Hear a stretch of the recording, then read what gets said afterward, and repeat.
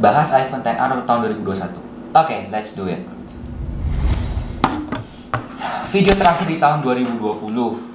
Di episode terakhir ini di tahun 2020 gue mau bahas satu hal yang sempat ada juga di komen di video gue yang apa ya ini,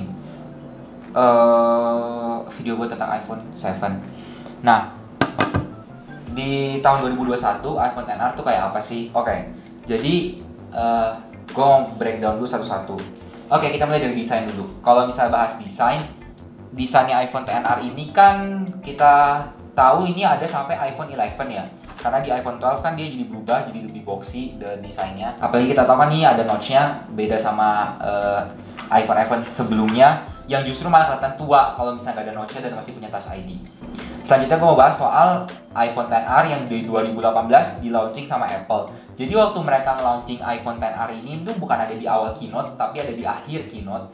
Sebenarnya iPhone XR ini diluncurin sebagai alternatifnya dari iPhone 8 Plus, dan dia sebenarnya sih sama kayak iPhone 5C ya, kalau menurut gua untuk strategi marketingnya.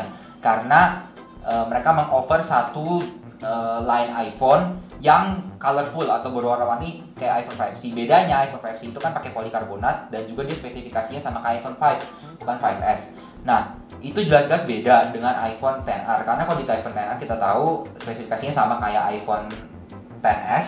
Bedanya hanya dia pakai body yang colorful, terus juga dia masih pakai liquid retina, dan juga kameranya masih cuma satu. Makanya kenapa gue bilang ini alternatif dari iPhone 8 Plus atau iPhone 8 yang pokoknya alternatif dari iPhone yang sebelum notch. Gue beli warna biru. Ini sebenarnya ada ceritanya sih kenapa gue beli warna biru. Jadi gue tuh dulu entah kenapa kepengen banget beli iPhone 5C.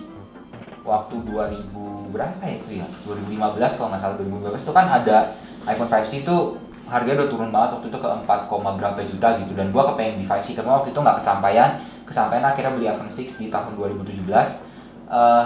Jadi gue tuh pengen gitu beli warna biru ini karena kan warna biru ini kan warna birunya ini mirip sama atau bahkan bisa dibilang sama kayak iPhone 5C yang biru.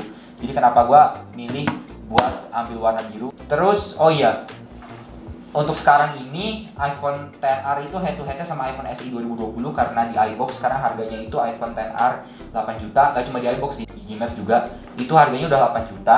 Dan juga versusnya itu atau head to head itu sama iPhone SE karena iPhone SE itu harganya 7,5 juta.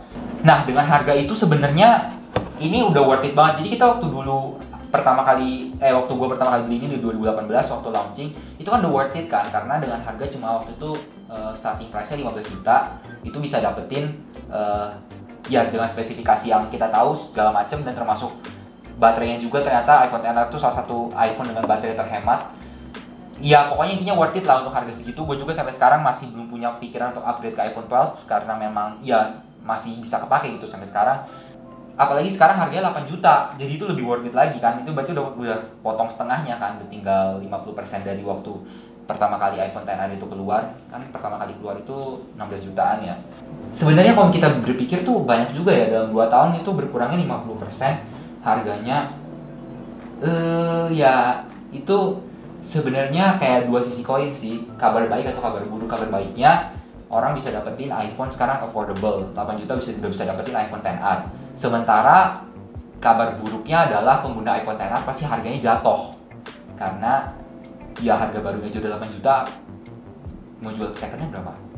Ada satu kabar buruk lagi. Jadi kabar buruknya adalah karena waktu iPhone 12 itu diluncurin, kan iPhone 12 tuh orang tuh langsung pada heboh kan, karena nggak ada chargernya gitu, cuma dikasih nggak ada earpods juga, jadi cuma dikasih kabel data yang USB-C ke Lightning sama ya udah iPhone-nya.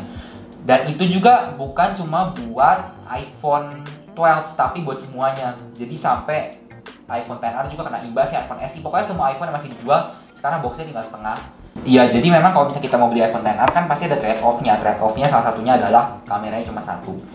Sebenarnya kalau kamera satu ini gue pribadi nggak terlalu masalah ya, karena kan ya mungkin buat gue pribadi karena gue bikin video pakai mirrorless kayak gini, jadi sebenarnya gue nggak terlalu pakai kamera HP itu untuk bikin konten sampai yang harus zoomnya gimana, karena kan paling kalau misalnya gue pakai ini ya udah buat foto aja gitu, terus Instagram story dan lain-lain. Gue sempet nge-vlog juga pakai ini waktu gue di episode kedua yang gue bahas tentang iPhone 12. Ya sebenarnya masih oke gitu kalau menurut gue ya, apalagi kamera belakangnya. Sebenarnya kameranya belakangnya iPhone itu udah bagus banget gitu dari iPhone 6. Waktu gue punya iPhone 6 kemarin, gue juga pernah bikin loh vlog pakai iPhone 6 itu. Nanti gue di sini kali ya, nih linknya. Teman-teman bisa lihat nanti iPhone 6 itu gimana sih kamera belakangnya. Tapi itu memang udah bagus banget. Jadi kalau untuk urusan kamera mesti diraguin iPhone.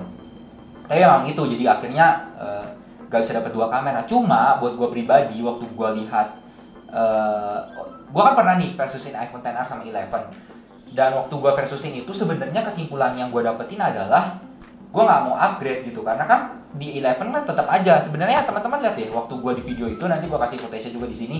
Case itu sama, bedanya cuma di sini dong, dia ada kamera banknya kan buat kameranya 2, dan kamera 2-nya itu bukannya telefoto. Sementara kan kalau misalnya kita tahu di iPhone 8 Plus gitu, 7 Plus itu kan kamera keduanya telefoto. Sebenarnya gue tuh butuh telefoto gitu untuk kamera kedua. Cuma kamera keduanya di iPhone 11 itu ultra wide, dan buat gue pribadi ultra wide itu nggak butuh sih sebenarnya. Jadi kenapa akhirnya menurut gue satu kamera di iPhone XR tuh udah cukup gitu.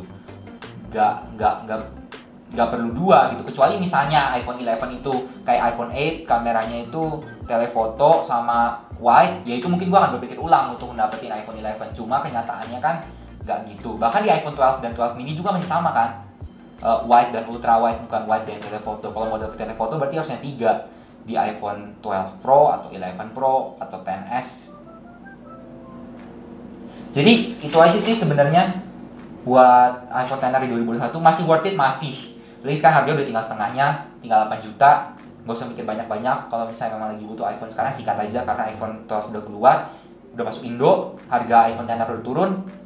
Ini episode terakhir di tahun 2020. Mudah-mudahan kita bisa ketemu lagi teman-teman tahun depan di tahun 2021. Mudah-mudahan kita bisa sekarang ketemu kembali.